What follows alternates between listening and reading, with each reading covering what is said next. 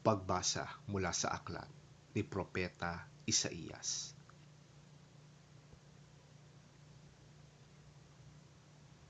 Kapag itinakwil ninyo ang pang-aapi, maling pagbibintang at pagsisinungaling, kapag ang nagugutom ay kusang loob ninyong pakakainin at tutulungan ang mahihirap, sisikat ang liwanag sa inyong nasa kadiliman, at ang inyong kapanglawan ay magliliwanag gaya ng sa katanghaliang tapat. Patuloy kayong papatnubayan ni Yahweh at ibibigay ang pangangailangan sa gitna ng disyerto. Palalakasin niyang muli ang inyong mga buto at magiging tulad kayo ng isang hardin na binubukalan ng masaganang tubig o isang batis na hindi natutuyo. Muli ninyong itatayo ang kutang gumuho at itatatag ito sa dating pundasyon. Makikilala kayo bilang tagapagtayo ng mga nawasak na pader, mga tagapagtatag ng bagong pamayanan.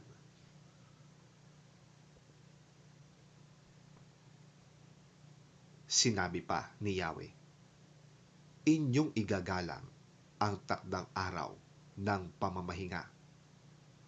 Huwag kayong gagawa para sa pansariling kapakanan sa araw na banal.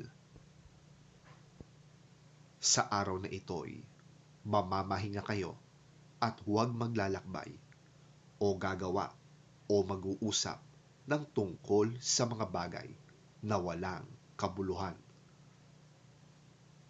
At kung magkagayon, madarama ninyo ang kagalakan ng paglilingkod sa akin.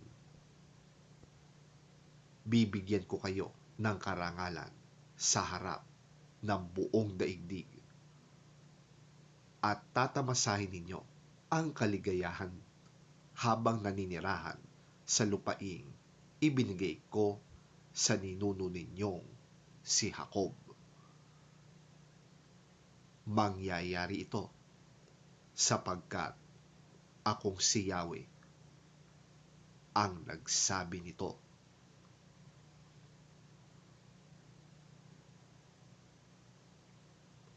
Ang salita ng Diyos. Salamat sa Diyos.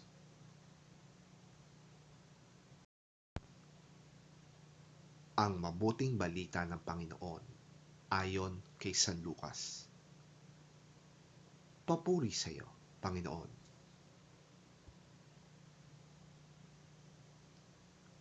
Pagkatapos nito'y lumabas si Jesus at nakita niya si Levi, isang maniningil ng buwis na nakaupo sa paningilan ng buwis. Sinabi sa kanya ni Jesus, sumunod ka sa akin. Tumayo nga si Levi, iniwan ang lahat at sumunod at naglingkod kay Jesus. Si Jesus ay hinandugan ni Levi ng isang malaking handaan sa kanyang bahay. Kasalo niya roon ang maraming maniningil ng buwis at iba pang mga tao. Kaya't nagbulong-bulungan ang mga Pariseo at ang mga kasamahan nilang tagapagturo ng kautusan. Sinabi nila sa mga alagad ni Jesus, bakit kayo kumakain at umiinom na kasalo ng mga maniningil ng buwis at ng mga makasalanan? Sinagot sila ni Jesus, hindi nangangailangan ng manggagamot ang walang sakit, kundi ang may sakit. Hindi ako naparito upang tawagin ang mga matuwid, kundi ang mga makasalanan upang sila'y magsisi.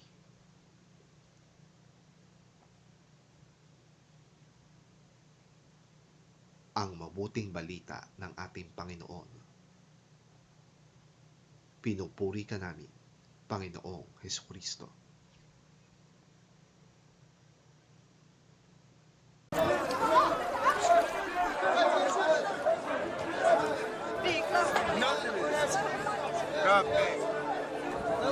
After this, Jesus went out and saw a tax collector by the name of Levi sitting at his tax booth.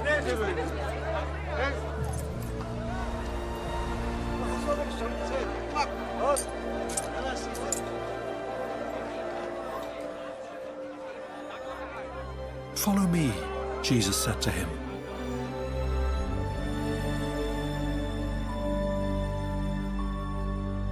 And Levi got up, left everything, and followed him. Then Levi held a great banquet for Jesus at his house, and a large crowd of tax collectors and others were eating with them. But the Pharisees and the teachers of the law who belonged to their sect complained to his disciples, "Why do you eat and drink with tax collectors and sinners?"